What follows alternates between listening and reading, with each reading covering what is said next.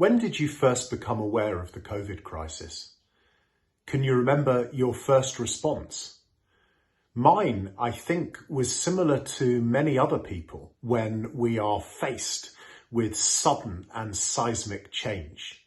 I was faced with paralysis. Everything stopped for me.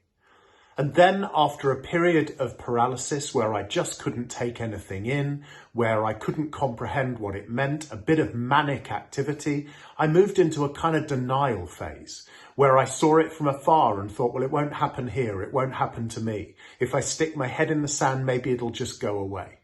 That led to anger, where I looked for somebody to blame for the situation we were in. I wanted to understand why we were going through what we were going through. And I was angry at having to come out of my comfort zone, having to come out of my normal behaviours. This led to a short period for me of depression, where I felt listless, where I just couldn't feel excited or enthusiastic about anything.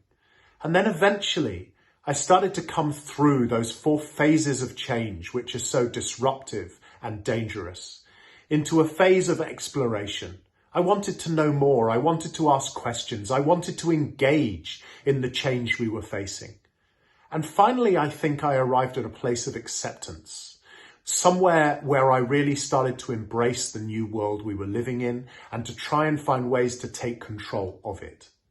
I'm Richard Gerver, and I've been studying change on a human and human leadership level for over a decade now.